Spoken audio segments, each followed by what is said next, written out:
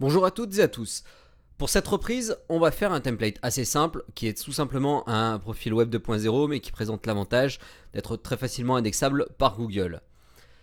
On va donc commencer par se connecter sur le site gumroad.com.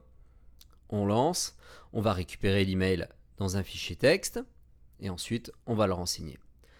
On va noter un password par défaut et ensuite on intègre le module Recognition CAPTCHA par CAPTCHA Monster, ce qui va nous permettre de résoudre de manière automatique le CAPTCHA.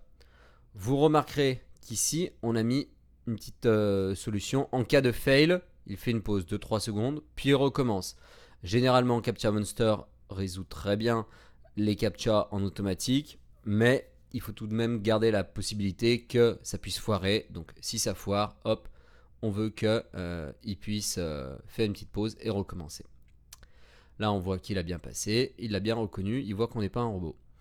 Ensuite, donc, on clique sur Create. Et ensuite, là, on va sélectionner en automatique, hop, n'importe quelle solution. Ici, on a choisi Apps and Software, mais on aurait pu choisir n'importe laquelle, peu importe. Pour ce qu'on va en faire, c'est pas important. On va donc maintenant se connecter au compte. Et la première chose, ça va être de choisir un keyword. Donc ça correspondrait un peu à l'encre que l'on veut. Et on va la mettre en username. Hop. Ok. Donc là, on voit qu'il est trop long. Donc dans le futur, ça serait bien en fait d'avoir quelque chose de plus court. Hop. On va mettre agence SEO tout court.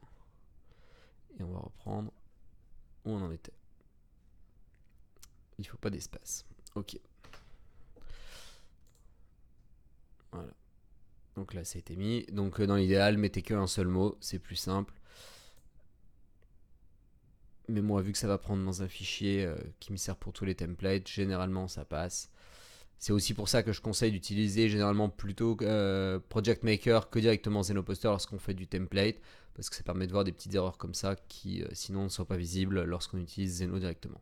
Là, on fait du step by step, mais sinon, ça va à peu près aussi vite que Zeno si on utilise le module Play jusqu'au breakpoint. Là, par exemple, vous pouvez typiquement mettre un breakpoint avant le bouton valider, comme ça vous permet de voir s'il y a le message d'erreur. Donc là, on attend que ça finisse de charger la page. C'est un petit peu long.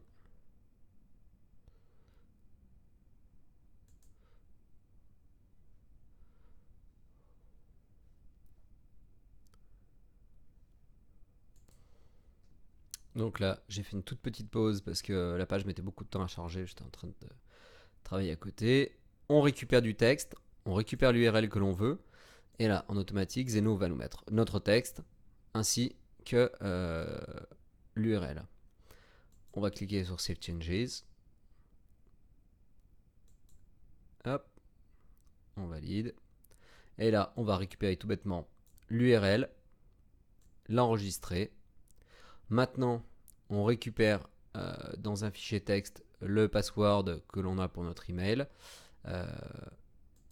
Hop, et là, on va tout simplement aller récupérer l'email au niveau du module. Et derrière, on va tout simplement valider l'URL